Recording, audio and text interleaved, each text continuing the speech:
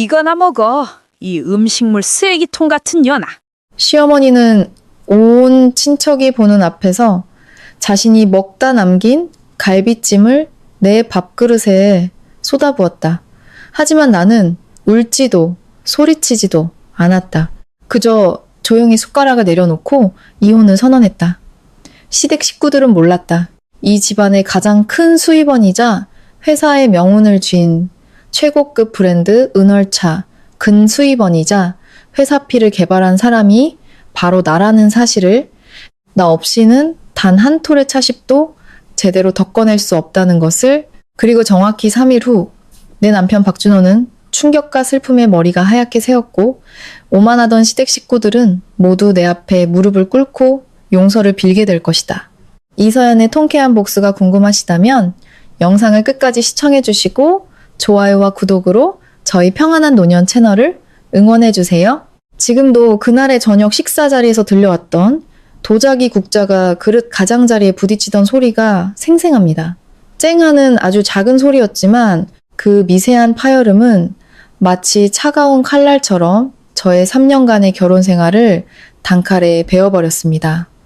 그날은 시아버지 박 사장님의 환갑잔치가 열리는 날이었습니다. 부산에서 꽤 이름난 전통 찻집을 운영하는 시댁은 체면을 무척 중요시하는 집안이었죠. 저는 3일 전부터 쉴 틈 없이 잔치를 준비했습니다. 음식 메뉴를 짜고 식자재를 주문하고 아는 요리사에게 부탁해 재료를 손질하고 모든 것이 완벽하도록 상 하나하나, 찻잔 세트 하나까지 직접 점검했습니다. 시아버지가 얼마나 체면을 중시하는 분인지 잘 알았기 때문입니다. 친척들이 가득 모인 잔치에서 조금의 실수라도 나온다면 가장 먼저 비난받을 사람은 바로 저일 테니까요. 제 이름은 이서연입니다. 3년 전 박 사장님 댁에 장남 박준호와 결혼했습니다. 처음엔 제가 정말 운이 좋다고 생각했어요. 서울의 한 농산물 박람회에서 그를 처음 만났습니다. 당시 저는 유명 허브차 브랜드의 제품 개발 전문가로 일하고 있었죠. 그는 말투가 상냥하고 배려심이 깊었으며 아주 끈기 있게 저를 따라다녔습니다.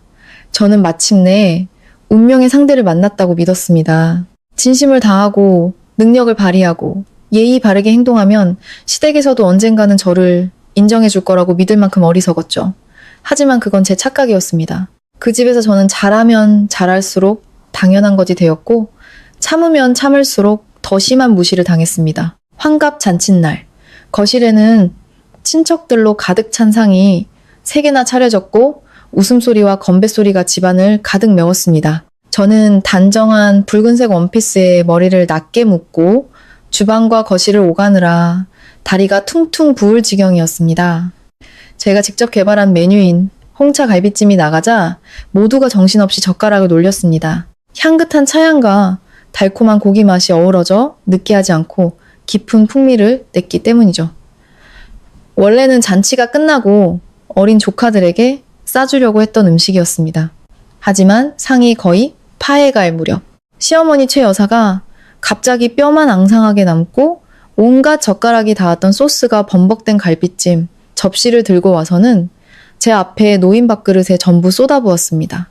뜨거운 소스가 손등에 튀어 따끔했고 식탁의 모든 소음이 순간 멎었습니다. 몇몇 고모님들은 음식을 집는 척하며 고개를 숙였고 다른 이들은 호기심과 통쾌함이 뒤섞인 눈으로 저를 훔쳐보았습니다.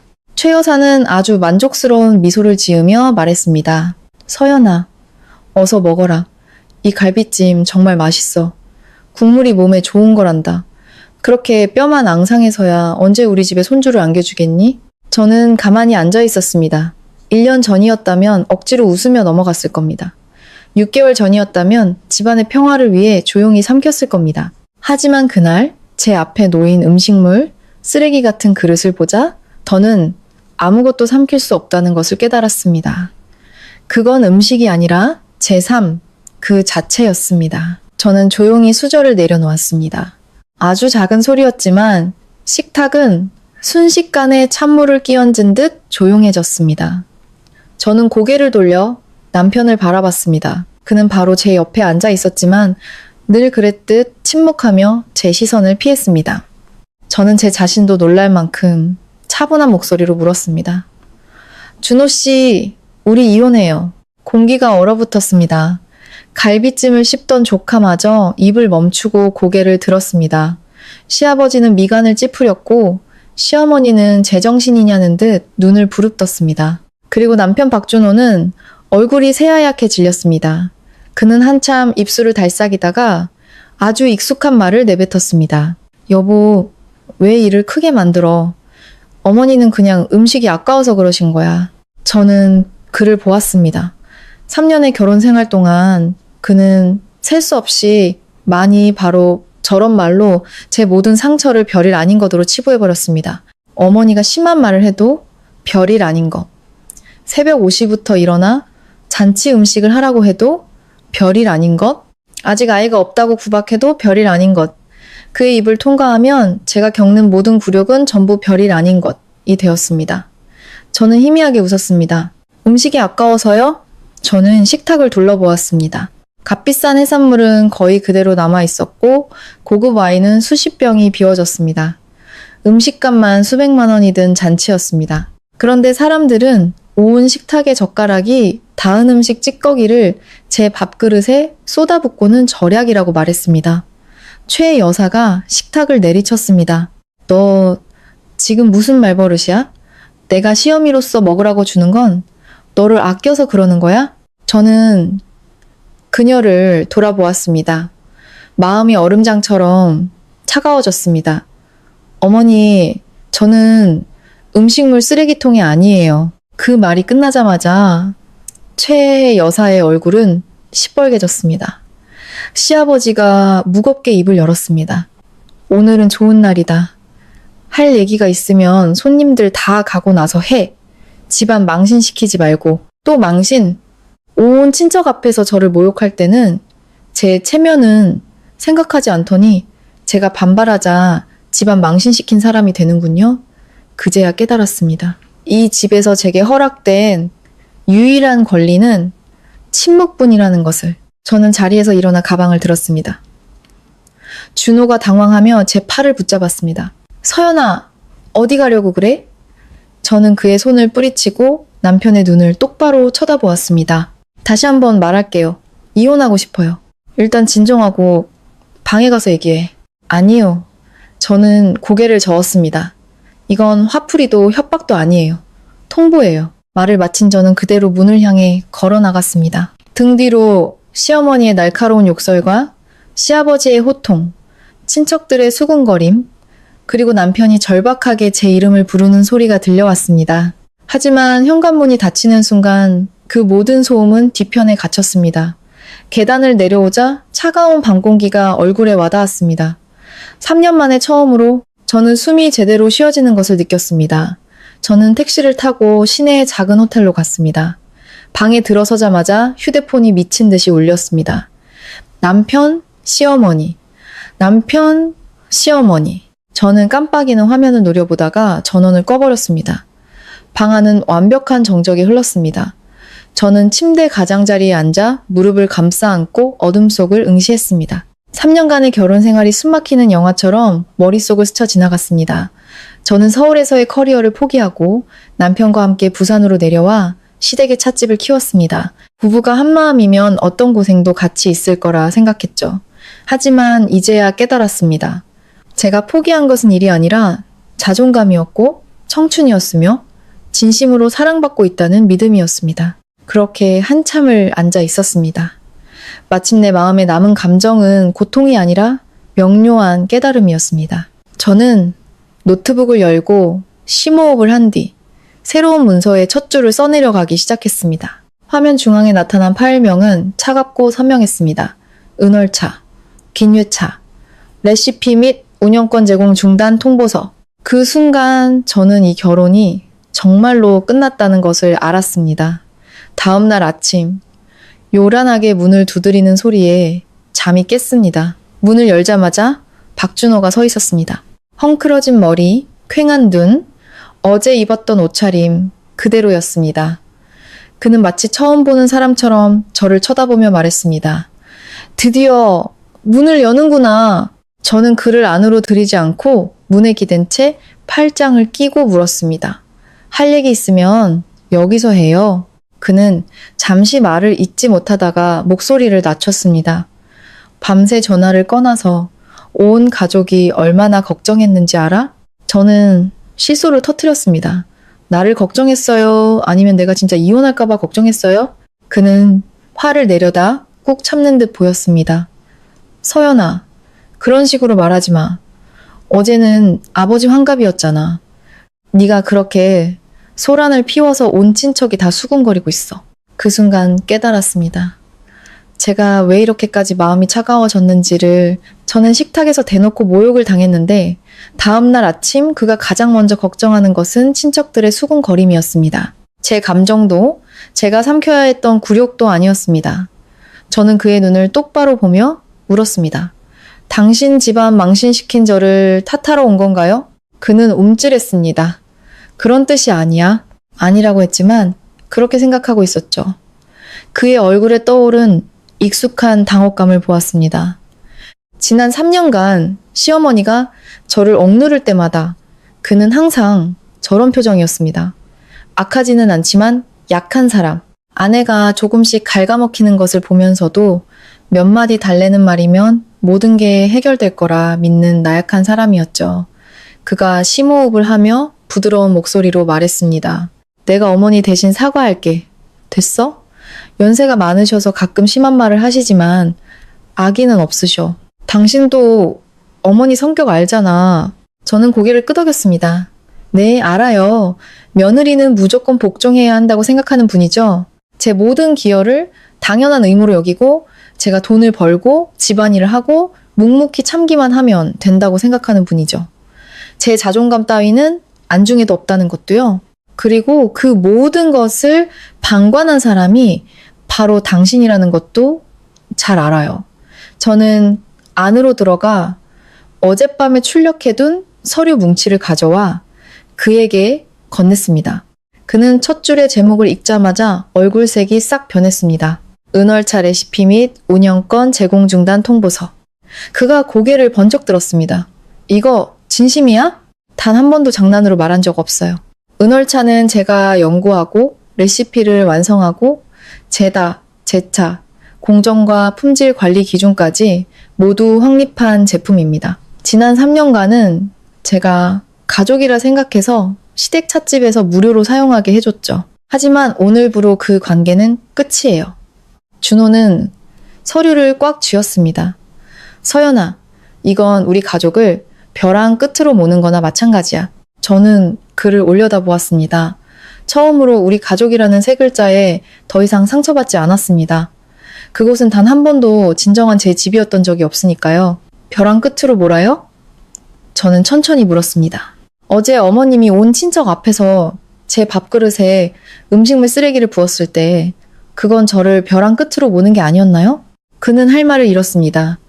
저는 한 걸음 더 다가섰습니다. 3년 동안 나는 서울에서의 일을 그만두고 당신과 함께 부산으로 내려와 브랜드를 키웠어요. 최고의 차십을 찾기 위해 보성, 하동, 제주도를 헤매고 다녔죠. 새벽부터 밤까지 공방에 서서 차를 덮고 말렸어요. 은월차가 대박이 나고 손님이 늘고 매출이 몇 배나 뛰자 당신 가족들은 기쁘게 그 공을 전부 가로챘죠. 하지만 당신 어머니 눈에 나는 여전히 아들이나 낳고 고개 숙일 줄 아는 며느리일 뿐이었어요. 준호는 입술을 깨물었습니다. 그럼 내 노력은 전부 무시하는 거야? 그 찻집은 우리 부모님의 평생이 담긴 곳이라고. 무시하지 않아요. 단지 제 몫을 되찾겠다는 거예요. 방 안은 침묵에 잠겼습니다. 준호는 예전에 순종적인 아내를 찾으려는 듯 저를 한참 바라보았습니다. 하지만 그 사람은 어젯밤에 죽었습니다. 그가 서류를 내려놓으며 다급하게 말했습니다. 내일 오후에 남부유통에서 새 계약 때문에 차를 검수하러 와. 은월차 마지막 후 더가공이 끝나지 않았는데 당신 말고는 아무도 할 수 없어. 알고 있었습니다. 그가 오늘 아침 여기에 나타난 이유가 그것이라는 것도요. 저를 잃을까봐 두려운 게 아니라 계약을 잃을까봐 두려웠던 겁니다. 씁쓸했지만 그 감정은 금방 사라졌습니다. 저는 차갑게 말했습니다.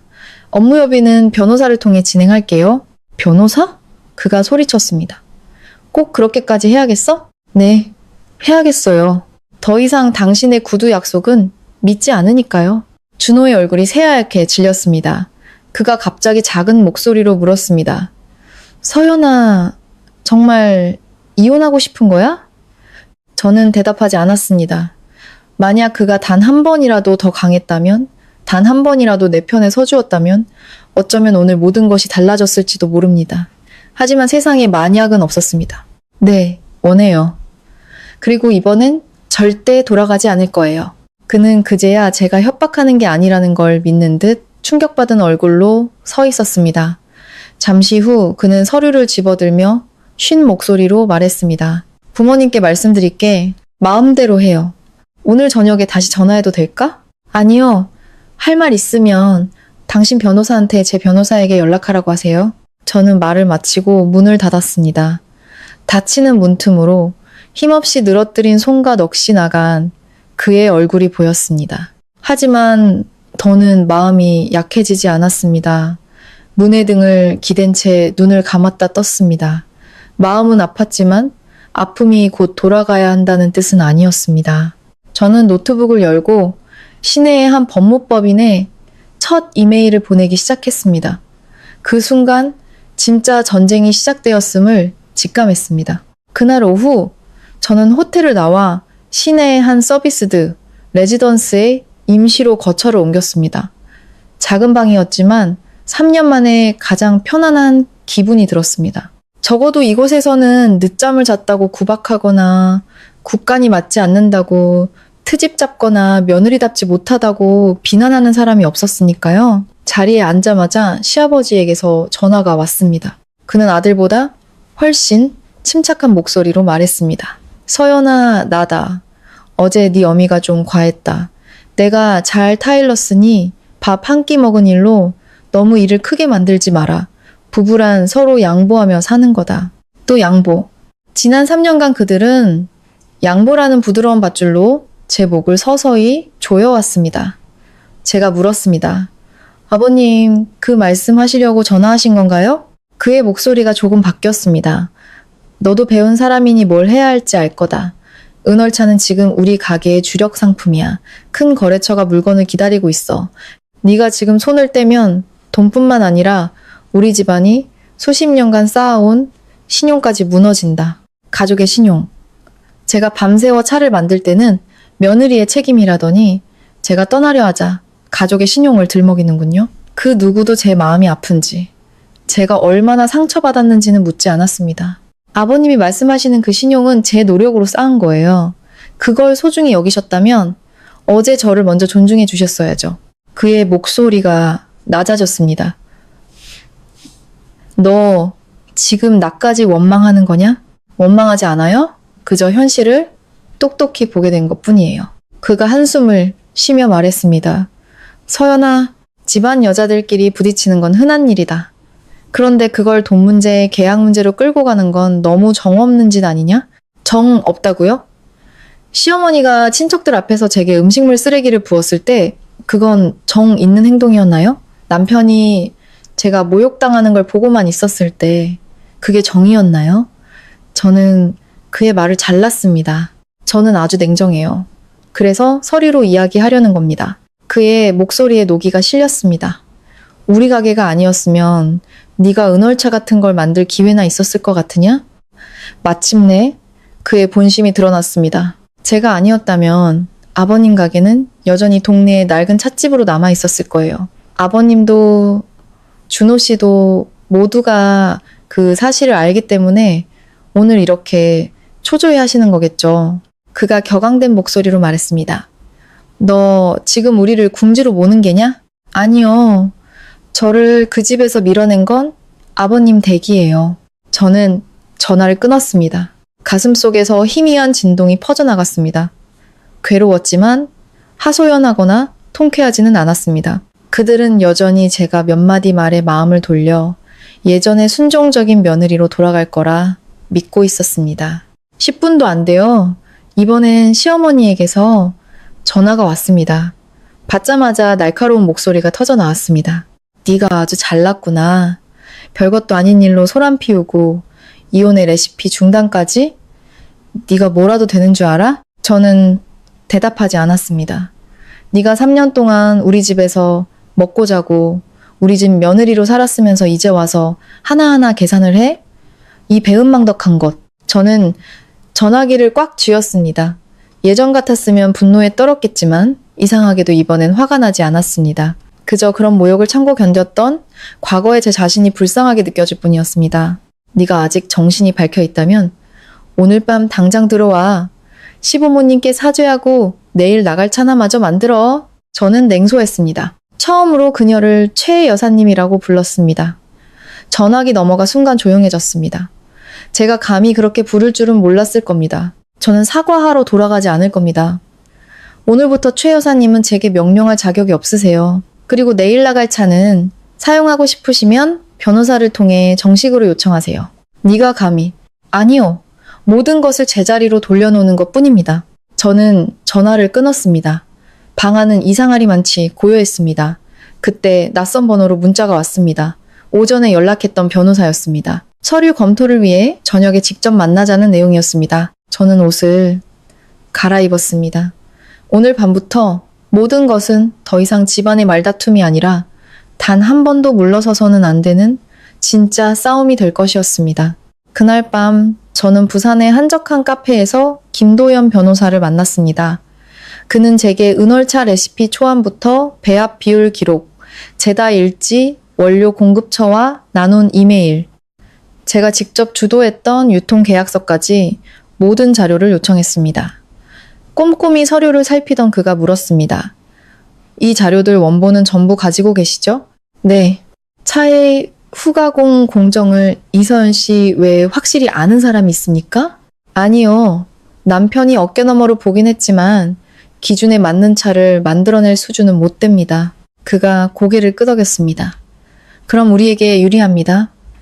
우리라는 말에 조금 마음이 놓였습니다. 적어도 이 자리에서 저는 제 고통을 증명할 필요가 없었습니다. 김 변호사가 말했습니다. 법적으로 두 가지를 동시에 진행할 겁니다. 하나는 이혼 및 재산 분할, 다른 하나는 이서연 씨가 만든 차에 대한 기술적 권리와 상업적 가치를 확립하고 보호하는 겁니다. 3년 동안 저는 끝없는 감정 싸움에 지쳐 있었습니다. 하지만 지금 처음으로 모든 것을 논리적이고 명확하게 증거를 바탕으로 해결할 수 있다는 생각에 마음이 차분해졌습니다. 시댁에서는 이걸 감정적인 집안 문제로 보고 이서연 씨를 회유하려 할 겁니다. 하지만 우리가 이걸 법적인 권리와 책임의 문제로 끌고 오면 그들도 서류로 이야기할 수밖에 없게 됩니다. 저는 제 모기상을 원하지 않아요. 그가 저를 보며 말했습니다. 하지만 당연히 당신 것이어야 할 몫을 빼앗기게 둬서도 안 됩니다. 그 말은 제 마음에 강하게 밝혔습니다. 저는 늘 계산적으로 보일까봐, 이기적이라는 말을 들을까봐 물러서곤 했습니다. 하지만 선량함이 내 노력과 가치를 짓밟히게 내버려 두는 것을 의미하지는 않았습니다. 1시간의 상담 끝에 김 변호사는 박간의 찻집에 보낼 첫 법적 통보서를 작성했습니다. 통보서를 받는 즉시 새로운 서면 합의 없이는 은월차 상표를 사용한 어떤 상업적 활동도 할 수 없으며 모든 소통은 변호사를 통해 이루어져야 한다는 내용이었습니다. 제 이름이 적힌 통보서를 보았을 때 저는 더 이상 물러설 길이 없다는 것을 직감했습니다. 카페를 나와 혼자 강변을 걸었습니다. 밤 11시가 다 되어 숙소로 돌아왔을 때 박준호에게서 전화가 걸려왔습니다. 그의 목소리는 잠을 설친 듯 쉬어 있었습니다. 방금 변호사한테서 통보서가 왔어. 정말 이렇게까지 해야겠어? 이미 말했잖아요. 전화기 너머로 그가 한숨을 쉬는 소리가 들렸습니다. 아버지가 크게 화를 내셨고 어머니는 계속 울고 계셔. 집안이 난리가 났어. 저도 그렇게 난리가 났던 적이 있었죠. 단지 당신 내 가족 중 아무도 신경 쓰지 않았을 뿐. 서연아, 그렇게 말하지 마. 그럼 어떻게 말해야 할까요? 당신 집에 감사하며 순순히 돌아가서 차를 마저 만들라고요? 그가 작은 목소리로 물었습니다. 정말 부부간의 정을 조금도 생각하지 않는 거야? 저는 눈을 감았습니다. 그 질문은 그가 자기 자신에게 훨씬 전에 했어야 할 질문이었습니다. 정은 하룻밤에 사라지지 않아요. 당신이 내가 모욕당하는 걸 보고도 침묵할 때마다 조금씩 죽어간 거예요. 이제 그만 자신을 속여요. 당신이 지금 잃을까봐 두려운 건 아내가 아니라 내일 계약을 살릴 수 있는 유일한 사람이겠죠. 긴 침묵 끝에 그가 절망적인 목소리로 말했습니다. 맞아. 계약을 살려야 해. 네 도움이 필요해. 저는 눈을 떴습니다. 위선보다 솔직함이 차라리 나았습니다. 내일 오후에 남부유통에서 검수하러 와. 이번 계약이 무산되면 계약금 3천만 원을 배상해야 해. 아버지는 이번 계약이 틀어지면 올해 사업은 끝이라고 하셨어. 그 숫자는 결코 작지 않았습니다. 그들이 얼마나 절박할지 충분히 짐작할 수 있었습니다. 서연아, 제발 부탁이야. 이번 한 번만 도와줘. 네가 원하는 조건은 나중에 다시 얘기하자. 또 나중에. 약속은 필요 없어요. 제 도움이 필요하면 당신 변호사를 통해 정식으로 제안서를 보내세요. 그리고 명심해요. 이제부터 저는 당신의 아내 자격으로 돌아가는 게 아니에요. 저는 전화를 끊었습니다. 마음 한구석이 여전히 아팠지만 동시에 제 안에 다른 무언가가 자라나고 있음을 느꼈습니다. 그것은 증오가 아닌 냉철한 이성이었습니다. 내일은 결정적인 날이 될 겁니다. 만약 그들이 스스로 차를 완성하지 못한다면 그들은 제게 완전히 고개를 숙여야만 할 것입니다. 다음 날 아침 저는 아주 일찍 잠에서 깼습니다. 지난 3년간처럼 가족들을 위해 아침을 차리려고 일어난 게 아니었습니다. 창밖이 희미하게 밝아올 때 저절로 눈이 떠졌습니다. 오늘 밖간에 식구들이 어떻게든 스스로 차를 만들어 보려 할 것이라는 걸 알았습니다. 만약 그들이 성공한다면 저는 가장 강력한 협상 카드를 잃게 될 겁니다. 하지만 저는 누구보다 잘 알고 있었습니다. 은월차를 만드는 것은 종이에 적힌 레시피가 전부가 아니라는 것을. 그것은 경험과 감각, 차십의 미세한 변화와 불의 세기를 느끼는 예민함이었습니다. 어깨 너머로 몇 달 본다고 해서 익힐 수 있는 기술이 아니었죠. 오전 9시, 김 변호사에게서 이메일이 왔습니다. 박간의 측 변호사가 우호적인 대화를 제안하며 남부유통과의 계약을 위해 제가 기술 지원을 해달라고 요청했다는 내용이었습니다. 역시나 예상했던 대로였습니다. 먼저 급한 불부터 끄게 한 뒤 실제 조건 협상은 나중에 하려는 속셈이었죠. 김 변호사에게 전화하자 그가 말했습니다.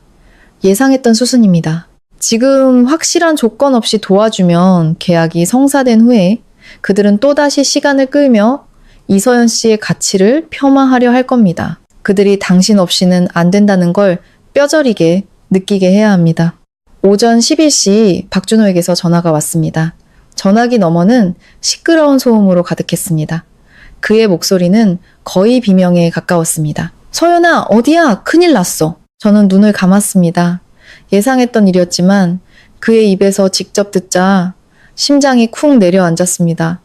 오늘 아침에 만든 차가 다 타버렸어. 2번이나 만들었는데 2번 다 망쳤다고. 그의 목소리는 절망적이었습니다. 탄내가 너무 심하고 찬물은 흐리고 뒷맛은 떨궜어. 아버지는 화가 나서 주걱을 집어던지셨고 어머니는 공방문 앞에서 울고 계셔. 남부유통에서는 예정보다 일찍 오겠다고 연락이 왔어. 머릿속에 모든 상황이 선명하게 그려졌습니다. 뜨거운 가마, 타버린 차십, 그리고 자신들이 쉽게 대체할 수 있다고 믿었던 존재가 사실은 가장 중요한 핵심이었다는 것을 깨달은 박간의 식구들의 절망적인 얼굴. 서연아, 이번에 그의 목소리에는 자존심 따위는 남아있지 않았습니다. 네가 오지 않으면 우리 가게는 정말 망해. 당신 변호사가 정식 제안서를 보냈나요? 보냈지만 기다릴 수가 없어. 제발 3년간 부부로 산정을 생각해서라도 이번 한 번만 도와줘. 오늘만 넘기면 네가 원하는 건 뭐든 들어줄게. 3년의 정. 이제 와서 그 정을 들먹이는군요. 어젯밤 시어머니가 제게 음식물 쓰레기를 부었을 때 그는 그 3년의 정을 어디에 두었을까요? 준호 씨, 어제 제가 한 말 기억해요? 이제부터 저는 당신의 아내 자격으로 돌아가는 게 아니라고요. 한참의 침묵 끝에 그가 작은 목소리로 말했습니다. 기억해. 좋아요. 제가 돌아가려면 조건이 있어요. 그가 다급하게 말했습니다. 말해봐. 저는 미리 준비해둔 메모를 보며 또렷하게 말했습니다. 첫째, 박간의 찻집은 내가 은월차의 공동 개발자이자 상업적 가치의 공동 소유자임을 인정하는 계약서에 서명해야 해요. 둘째, 앞으로 은월차의 모든 제품은 나의 기술적 승인 없이는 출시할 수 없어요. 셋째, 찻집의 프리미엄 라인 사업부 지분 49%를 나에게 넘겨야 해요. 은월차 관련 결정에 대한 거부권도 포함해서요. 전화기 너머의 준호는 숨을 멈췄습니다. 서연아, 너 미쳤어? 49%라고? 이건 우리 집이 어려울 때를 노려서 약점을 잡는 거잖아. 아니요. 내 노력의 가치를 재평가하는 거예요. 아버지는 절대 동의하지 않으실 거야. 그럼 남부유통과 계약을 파기하든가요? 15분 줄게요. 15분 안에 내 변호사에게 서명과 직인이 찍힌 동의서가 도착하지 않으면 이 대화는 없었던 걸로 하겠어요. 저는 전화를 끊었습니다. 손이 차갑게 식었고 심장이 세차게 뛰었습니다. 떨리지 않은 것은 아니었지만 물러설 수는 없었습니다. 15분은 영원처럼 길게 느껴졌습니다. 6분째. 준호가 다시 전화했지만 받지 않았습니다. 9분째. 시아버지가 전화했지만 끊었습니다. 12분째. 김 변호사에게서 짧은 문자가 왔습니다. 그들이 굽히고 있습니다. 조금만 더 기다리세요. 정확히 14분째. 새 이메일이 도착했습니다. 박준호와 박 사장님의 서명, 그리고 찻집의 직인이 선명하게 찍힌 동의서였습니다. 저는 첨부 파일을 한참 동안 응시했습니다. 기쁨보다는 거대한 공허함이 밀려왔습니다. 결국 그들은 서명했습니다. 저의 가치를 이해해서가 아니라 이해할 수밖에 없었기 때문에 저는 변호사에게 답장을 보냈습니다. 이제 찻집으로 돌아갈 준비를 하겠습니다. 제가 박간에 찻집 앞에 도착했을 때는 해가 중천에 떠 있었습니다. 3년 전 이 간판이 걸렸을 때 저는 이곳에 제 미래를 짓고 있다고 믿었습니다. 하지만 지금 다시 보니 그저 제 청춘을 갈아 넣어 만든 번지르르한 간판일 뿐이었습니다. 안으로 들어서자 시끄럽던 대화 소리가 멎고 모든 시선이 제게 쏠렸습니다. 저는 곧장 제다실로 향했습니다. 문을 열자마자 툭 쏘는 탄내가 코를 찔렀습니다. 냄새만 맡아도 오늘 아침의 실패가 얼마나 끔찍했는지 알 수 있었습니다. 제다실 안에는 준호와 시아버지, 그리고 2명의 기술자가 굳은 얼굴로 서 있었습니다. 시어머니는 구석 의자에 멍하니 앉아 있었고요. 저를 보자 준호가 한 걸음 다가오다 멈칫했습니다. 왔구나. 저는 말없이 손을 내밀었습니다. 그는 제 뜻을 알아차리고 서명과 직인이 찍힌 서류 원본을 건넸습니다. 저는 그 자리에서 모든 조항을 다시 한번 꼼꼼히 확인했습니다. 제 이름, 지분 비율, 은월차에 대한 공동 통제권, 모든 것이 정확했습니다. 서류를 가방에 넣고 나서야 저는 고개를 들었습니다. 오늘 아침 차를 직접 만진 사람이 누구죠? 저는 실패한 차잎을 손가락으로 비벼 향을 맡았습니다. 단 몇 초 만에 문제점을 파악할 수 있었습니다. 차잎의 수분이 제대로 마르지도 않았는데 불을 너무 빨리 올렸군요. 향을 억지로 끌어내려고 고온으로 태워버렸어요. 이건 차를 만드는 게 아니라 차잎을 태우는 겁니다. 아무도 대답하지 못했습니다. 저는 준호가 훔쳐보며 베껴 적은 배합 비율 메모를 집어들고 냉소했습니다. 은월차의 비결이 이 숫자 몇 개에 있다고 생각했어요? 차를 만드는 건 라면을 끓이는 게 아니에요. 정해진 수프를 넣는다고 같은 맛이 나는 게 아니라고요. 제 말은 제다실 안에 무거운 침묵을 날카롭게 갈랐습니다. 저는 준호에게 물었습니다. 남은 재료는요? 냉장 창고에 마지막 한 번 만들 분량밖에 없어요. 예상대로였습니다. 그들은 마지막 퇴로까지 거의 다 써버린 상태였습니다. 저는 시계를 풀어놓고 소매를 걷었습니다. 그리고 제다실에 있는 모두를 향해 차갑게 말했습니다. 지금부터 이 안에서는 제 지시에 따르세요. 실수하는 사람은 책임지셔야 할 겁니다. 저는 준호에게 말했습니다. 당신은 나가서 남부유통 사람들을 상대해요. 최소 40분은 벌어줘요. 하지만 30분밖에 못 기다린다고 했어. 그럼 당신의 그 입으로 시간을 끄세요. 그건 당신 일이에요. 마침내 시아버지가 입을 열었습니다. 서연아, 어제 일은? 여기선 차 만드는 이야기만 하죠. 그는 입을 다물었습니다. 처음으로 저는 그의 얼굴에서 늘상 보이던 권위적인 표정이 사라진 것을 보았습니다. 그는 저를 이해하게 된 것이 아니라 제 가치가 어디에 있는지 깨달을 수밖에 없었던 겁니다. 저는 마지막 남은 차시풀 확인했습니다. 다행히 아직 망가지지 않은 상태였습니다. 저는 심호흡을 하고 눈을 감았습니다.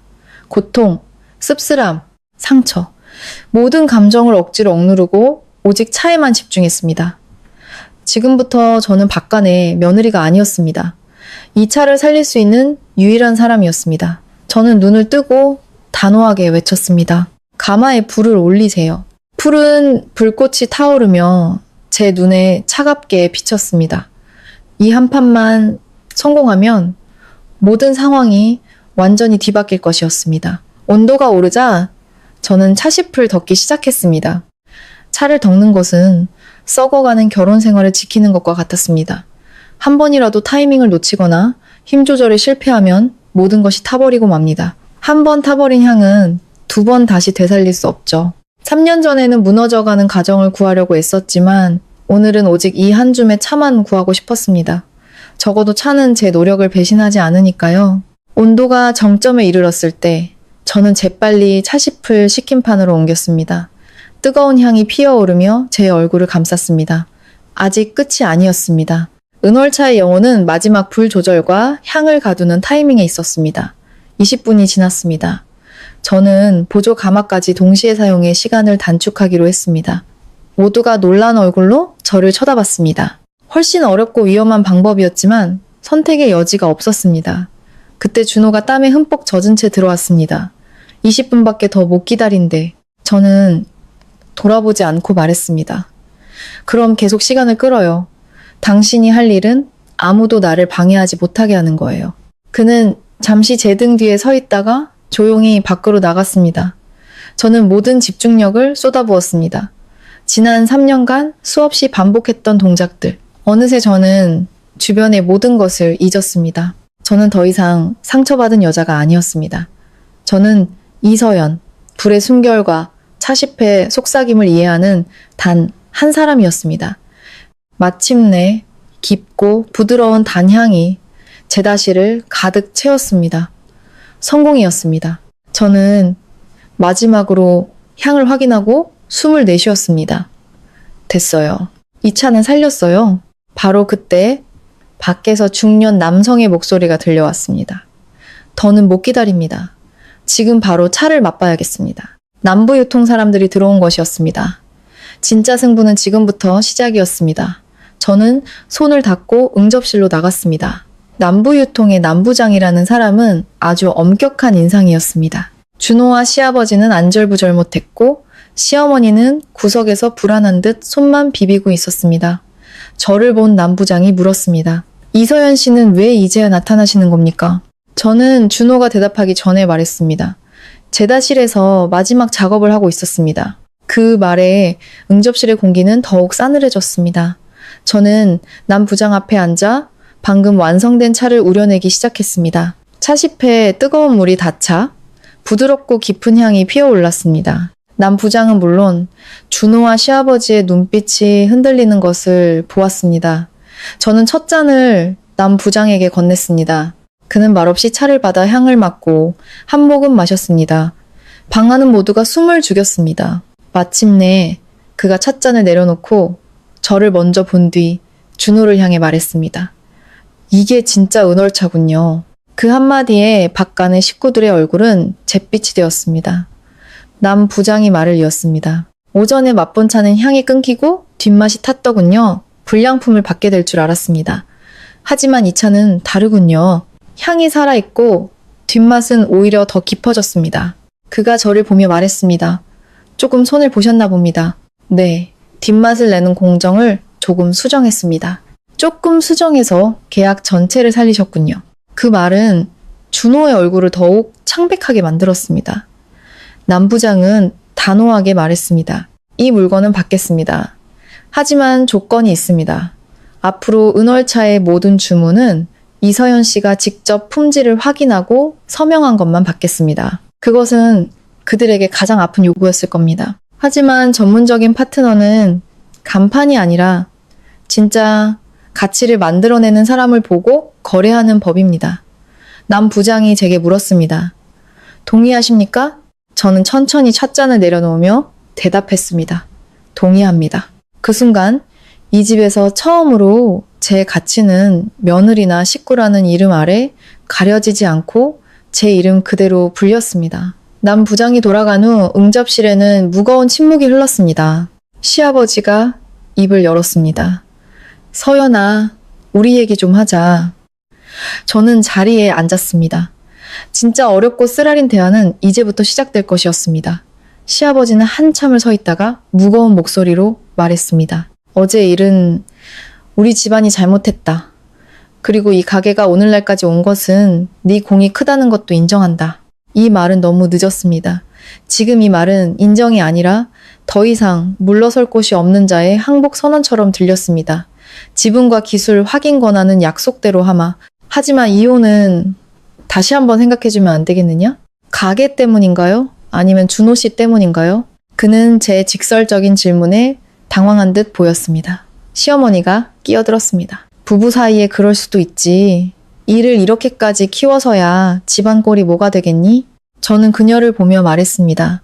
어머님이 친척들 앞에서 제게 음식물 쓰레기를 부으셨을 때 그때는 집안 꼴을 생각하셨나요? 그녀는 얼굴이 빨개진 채 아무 말도 못했습니다. 마침내 준호가 입을 열었습니다. 그의 목소리는 갈라져 있었습니다. 서연아, 내가 잘못했어. 저는 그를 보지 않았습니다. 그 눈을 보면 마음이 흔들릴 것 같았기 때문입니다. 그가 말했습니다. 나는 항상 조금만 참고 조금만 양보하면 모든 게 조용해질 거라고 생각했어. 저는 냉소했습니다. 누구를 위해서요? 아버님, 어머님, 친척들은 조용했겠죠. 하지만 저는 단 한 번도 조용했던 적이 없어요. 그가 작은 목소리로 물었습니다. 내가 변한다면? 그 말은 제가 수없이 기다렸던 말이었습니다. 하지만 이제는 아니었습니다. 당신이 변한다면 그건 당신에게 좋은 일이겠죠. 하지만 더 이상 이 결혼과는 상관없는 일이에요. 준호의 얼굴이 하얗게 굳었습니다. 시아버지가 깊은 한숨을 쉬며 말했습니다. 그래서 네가 원하는 게 뭐냐? 저는 가방에서 변호사가 준비한 이혼 합의서 초안을 꺼내 테이블 위에 올려놓았습니다. 깔끔하게 끝내고 싶어요. 재산은 법에 따라 나누고 은월차 관련 지분과 권리는 오늘 아침에 합의한 대로 유지하고요. 준호는 합의서를 쳐다보았습니다. 그의 손이 가늘게 떨리고 있었습니다. 이 서류야말로 제가 정말로 돌아오지 않을 것이라는 마지막 통보였습니다. 한참 후에 그가 거의 부서질 듯한 목소리로 물었습니다. 벌써 이렇게까지 준비한 거야? 네. 그는 우는 것보다 더 일그러진 미소를 지었습니다. 그날 저녁 식사 자리에서 나간 순간부터 나에게는 어떤 기회도 주지 않았구나.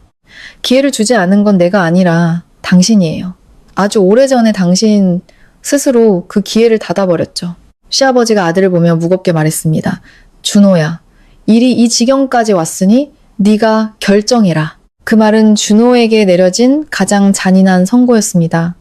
처음으로 그는 회피할 수도 중지할 수도 없는 선택의 기로에 놓였습니다. 시어머니가 비명처럼 소리쳤습니다. 안 돼. 준호야. 네가 저 서류에 서명하면 넌 더 이상 내 아들도 아니야. 늘 그랬듯 그녀는 마지막 순간에 효라는 족쇄를 아들에게 채우려 했습니다.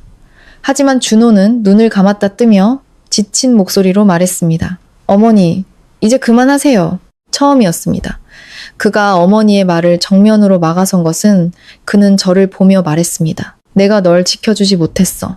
항상 중간에 서서 양쪽을 다 지킬 수 있을 거라고 착각했지만 결국 모든 희생을 너에게 떠넘겼지.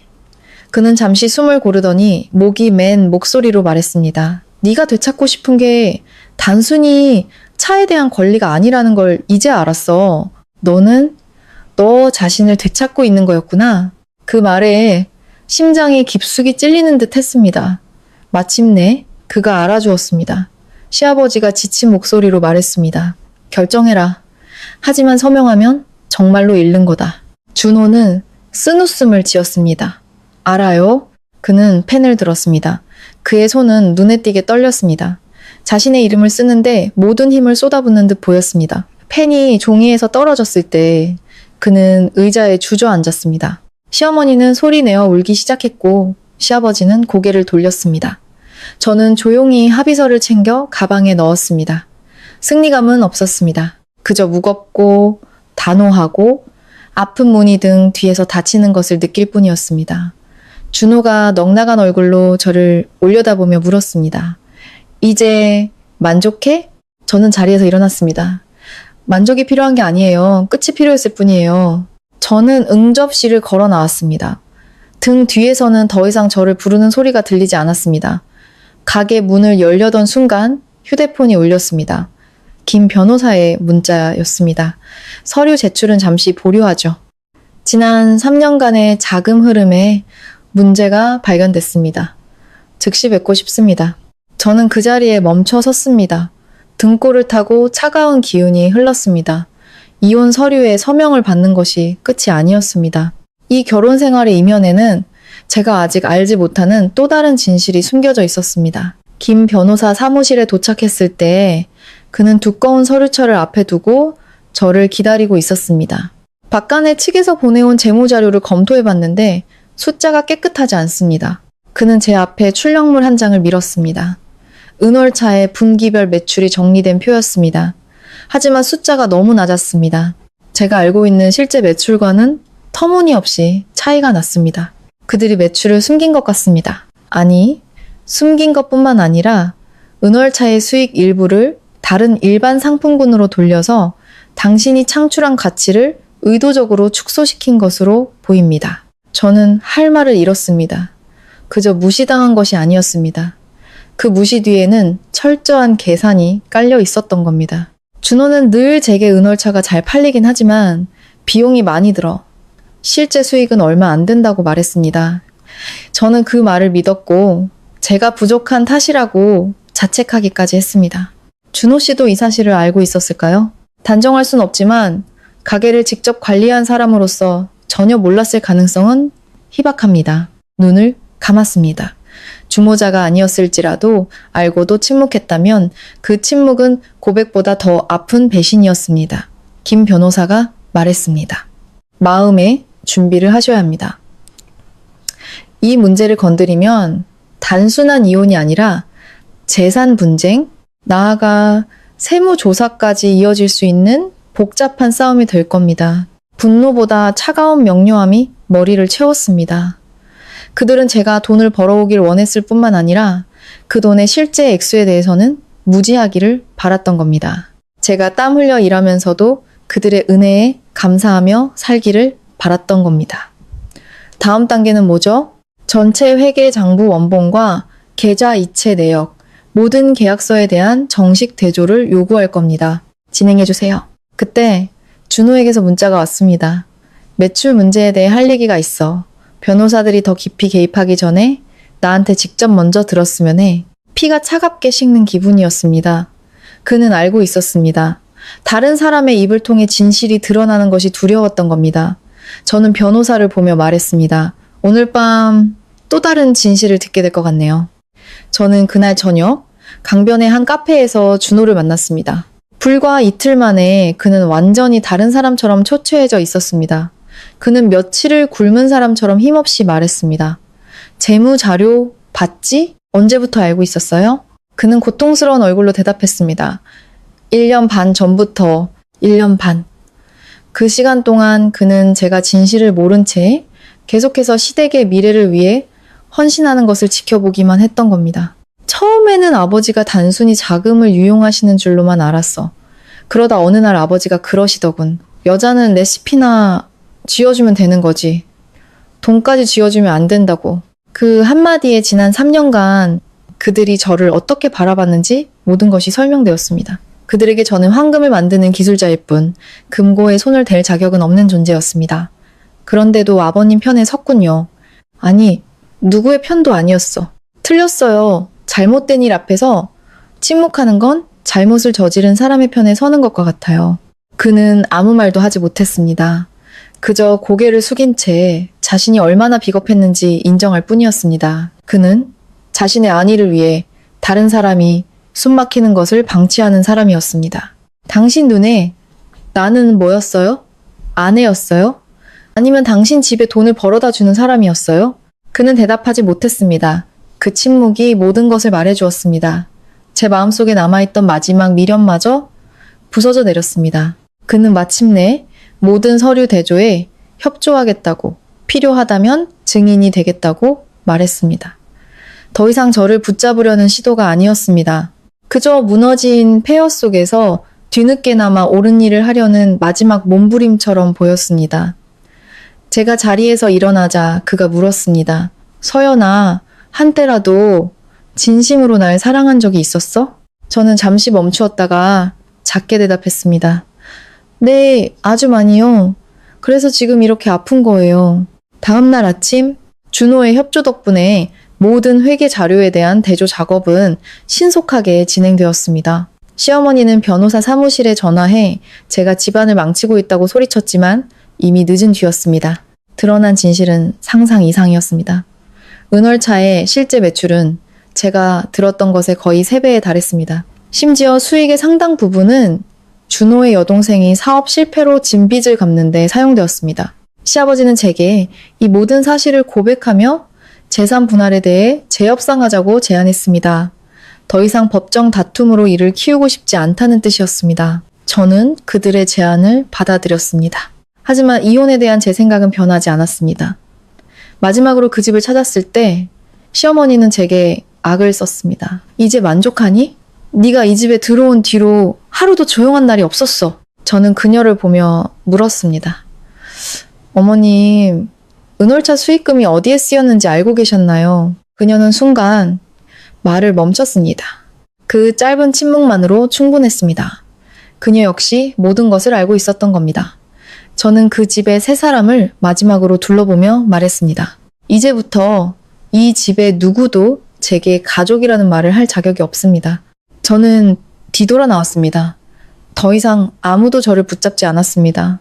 한 달 후 저와 준호는 법적으로 완전히 남남이 되었습니다. 재산 분할은 철저하게 이루어졌습니다. 저는 제 목 이상을 탐하지도 않았지만 단 한 푼도 양보하지 않았습니다.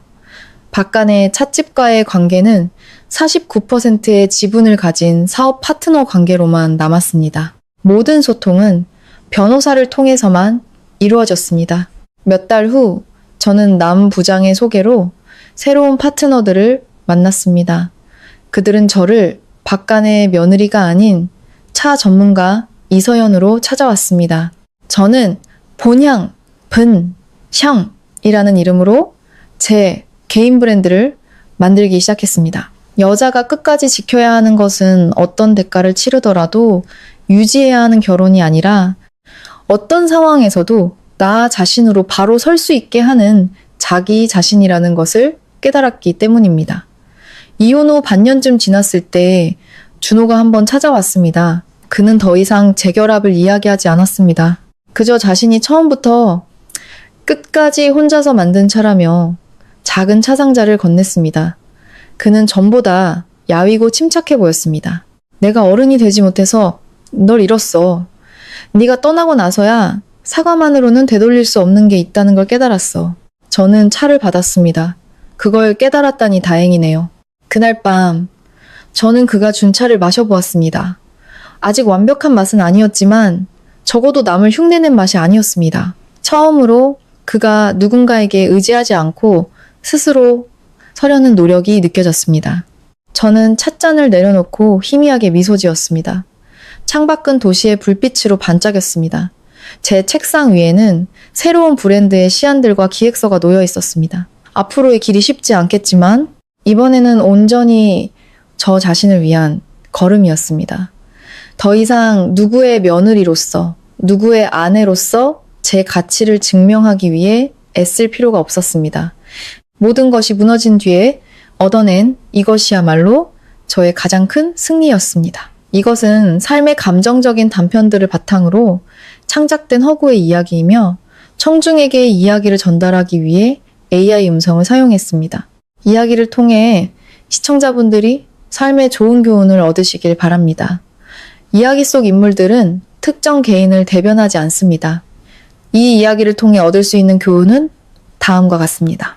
첫째, 사랑은 존중을 대체할 수 없습니다. 둘째, 잘못에 대한 침묵 역시 잘못에 동조하는 행위입니다. 셋째, 여성은 자신이 창출한 노력, 재능, 가치에 대한 결정권을 스스로 지켜야 합니다. 넷째, 가족은 공정함과 상호 보호가 있을 때 비로소 진정한 가족이 됩니다. 다섯째, 무한한 인내는 결국 자기 자신을 갉아먹는 행위가 됩니다. 여섯째, 하나의 문이 닫히더라도 자신의 능력과 자존감을 지킨다면 더 나은 여정을 시작할 수 있습니다. 이야기를 끝까지 들어주셔서 감사합니다. 여러분 모두가 감정 속에서 현명함을, 역경 속에서 굳건함을, 그리고 자기 자신을 잃지 않을 만큼 충분한 자기애를 지키시기를 바랍니다. 감사합니다.